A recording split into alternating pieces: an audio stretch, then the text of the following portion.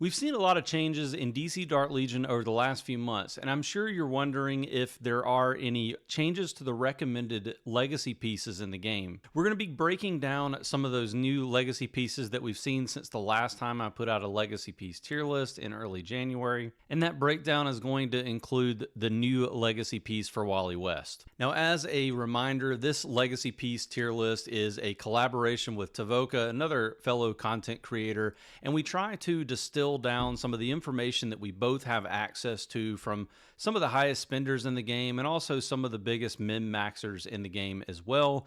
So this list is a labor of love, trying to compile down everything we possibly can about these legacy pieces and prevent you from spending magic eyes on something that you probably shouldn't. You can access and download this graphic over on the official Discord server in the Guru Guide section. You can also get it on my Discord server as well. Both of those servers should be linked down in the description of this video. A couple of things that we did fairly recently within the last 2 times I put this tier list together is we created this universal unique mythics section up here at the top, which is basically mythics that you can put on multiple different champions and they're going to be incredibly impactful regardless. The next section is going to be unique mythics, and these are the ones that go along with the bleed limited mythic champions that you'll see in the game as well. And this is going to make up like the bulk of where you're going to be putting all of your magic eyes and your heavy investment in the game. We also have the non-unique mythics, and those are ones that are a little bit more obtainable, especially now they've added a few additional ways for you to obtain copies of those non-unique mythics. We got those ranked as well, and typically those aren't going to see too many changes unless there's a champion that comes into the game that really needs one of those legacy pieces, and we might need to make an adjustment there if there's a reason for it. But for the most part, those are going to stay stagnant, and they're kind of like your daily drivers, the ones that you want to be going after if you don't spend a ton as well. We also have new player and early game mentioned here, but essentially your epic legacy pieces and your legendary legacy pieces are going to go there. Now let's jump in and talk about the bulk of the changes that we made here. There aren't too many. We do have a couple of new legacy pieces appearing.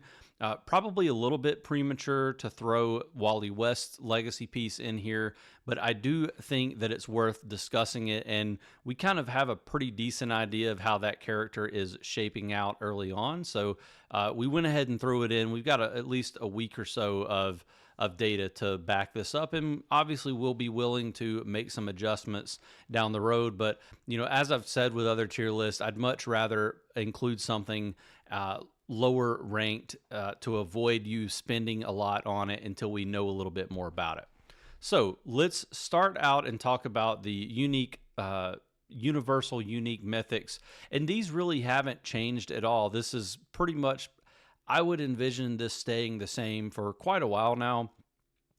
Curious about the Star Bolts, whether we will see that change at all. I know a lot of people were asking about Starfire's proficiency now that all of the Teen Titans and Bat Family champions have seen a lift.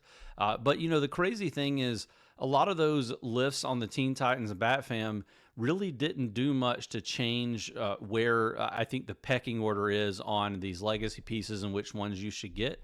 And I would say that even applies to the Arkham's Most Wanted champions. And we can talk about a couple of those as well here too.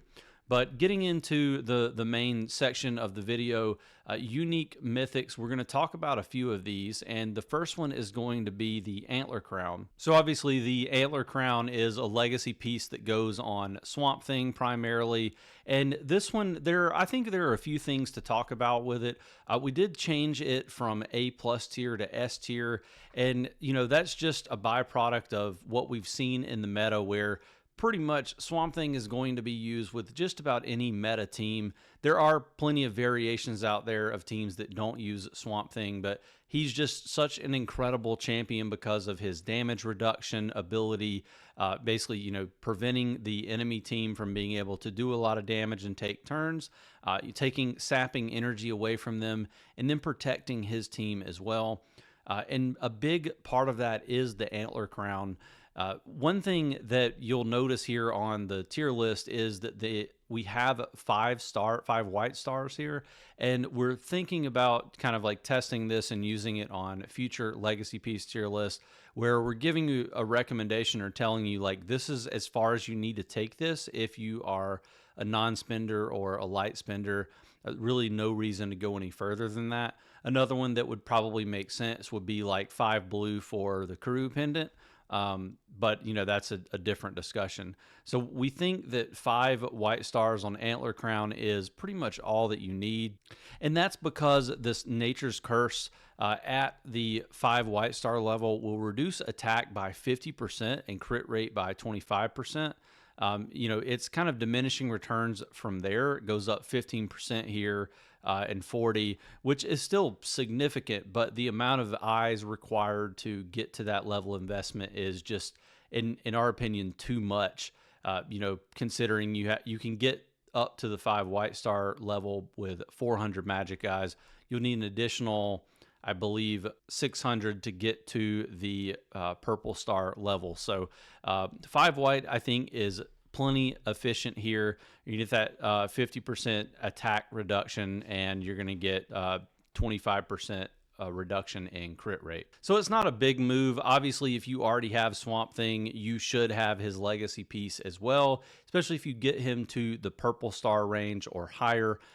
Particularly at the yellow or red star range, you need that legacy piece for his kit to work. Moving down to Karoo pendant, I did mention this one.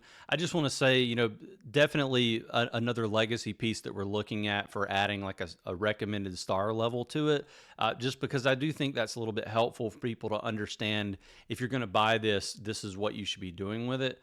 But the other purpose for adding that $sign to some of these legacy pieces is to indicate that you do have to take it pretty far. If anything past 5 white, I would say is kind of whale territory with these things. So Karoo pendant is definitely one of those where it's on the fringes.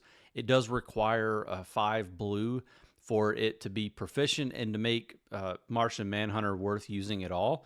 But the other issue here is Martian Manhunter has kind of a gimmick to his kit where he kind of requires pretty heavy investment for him to be good at all. Definitely really good to shut down certain Constantine teams, but in this new meta with all these shields and damage reduction characters, it really doesn't matter anymore. If you're going against a JLD that has Swamp Thing in it, kind of difficult. So just want to point that out with Karoo pendant here. We didn't move it anywhere. Still a pretty decent legacy piece. I like it. I like the design aesthetic of it as well. But let's talk about a new legacy piece, and that's going to be Lobo's. So Lobo's legacy piece is called the Spacehog. It's a really cool design to it, where it kind of like a space motorcycle. Really neat whenever you transform that the basic motorcycle into this one. And we talked a little bit about this on my recent Whaler Skip video for Lobo, so I won't go into too much detail here. I do think that it's a pretty solid legacy piece. And, Lobo is one of those champions that probably going to be a little bit more whale food than anything. He just doesn't have a team that you can build around him, but he does do significant damage. And we're going to talk about Wally West as well, just very briefly at the end of this video. But Lobo is definitely one of the higher end damage dealers that's not what I would call a true win condition. I'm hoping that will change. He's one of the coolest designed champions that we have. But the Spacehog is, it feels like it doesn't have that luster to make it an S tier, A tier legacy piece. It's kind of like it's on the borderline. Like you can almost run Lobo with just a high crit rate or high crit damage legacy piece, like a legendary or mythic level one, and you can just kind of skip this legacy piece. So it's definitely right there on the edge. And the reason why that is this too mean to die skill. So, technically it's supposed to revive Lobo and, keep him in the fight. But what we've found is he gets revived and then immediately dies. So it really just only maybe prolongs the fight by a split second. And I just don't think that is meaningful enough to make this legacy piece worthwhile. Obviously, Full Throttle Kill Instinct, the other skill, is going to increase crit rate, and it's also going to increase physical pen. So it's a pretty decent, add-on here. You are getting a ton of crit damage and attack from the legacy piece in general. And again, that's the reason why we gave it a B tier designation, but it also gets that $sign to indicate that it's one that you do need to invest pretty heavily in. And also, you're going to need to invest heavily in Lobo as well. So be careful with this one. And then we have Wally, and take this one with a grain of salt because Wally is a very new champion. He's only available on the beta servers right now. Obviously, he is going to be showing up hopefully fairly soon on the global launch servers, and we'll have a bigger pool of people who can test him. But a decent amount of testing that's been done out there. Again, take it with a grain of salt because there's only so much testing you can do on these champions when there's such a small pool of people who are getting access to them. I have, from seeing some of that testing and looking at Wally's kit, I don't think I'm going to be using Teen Titans anytime soon. So I decided I don't know that I want to heavily invest in Wally, but I do have him ready to go for 3 purple stars. I do think that his global skill is a pretty solid one to have. As far as his legacy weapon, though, I guess I'm a little bit torn on this one. Let me scroll down to it here. It's called Speed Metal Suit, and it is a really neat legacy weapon. I wish I should have asked somebody to send me a screenshot or a video of actually being able to see this thing equipped, but it basically turns Wally West into his death metal version of the Flash. And it's a really cool, like, well done aesthetic on it. Again, I mean, if there's anything you can say about these developers for DC Dark Legion, it's they really know how to make these characters look good on the character selection screen. But this one just kind of, I think, misses the mark. And just in general, Wally West misses the mark. He, is supposed to have really good damage. If you look at his ultimate, he's supposed to be able to ramp up to, at 5 red star, or I guess at 1 red star, 5,000% attack for his ultimate, but you just can't get there fast enough. So you have Thrash Metal, which is the first basic skill. It increases Wally's ultimate damage against shielded enemies by a percentage, and each stack of speed force gained additionally increases his physical penetration as well. So it, like, on paper, this sounds really good, and it sounds like it's a direct counter to shielded enemies and some of these, like, shield champions that are out there. And it, like, I get the sense that developers saw what the meta was looking like, especially on the a lot of the global launch servers, and they were like, we got to figure out how to fix this because everybody's just throwing Queen Hippolyta and Riddler and Swamp Thing into lineups with a couple of win condition champions or a win condition and a healer, and it just isn't doing too well right now. So they were, I guess, trying to fix that with this legacy piece. Maybe at the higher levels, like at the purple star or high, like 5 purple or higher, Thrash Metal ends up being really good. I just don't see it. And then momentum at the start of the battle, the wearer gains a % attack and % spiritual defense, stacking every 10 seconds up to 4 times.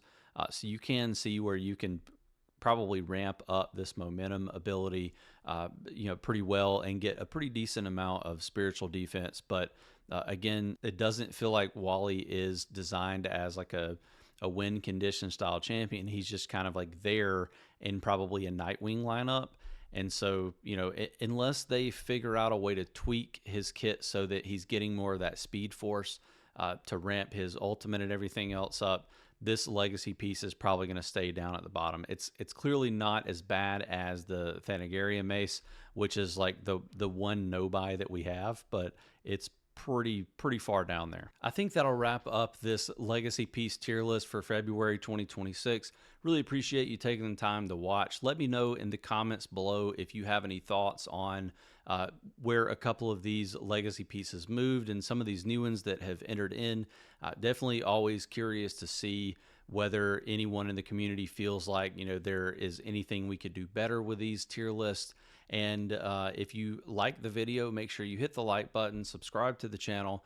You'll get access to notifications when I put out new content for DC Dark Legion, and I definitely hope to see you in the next video.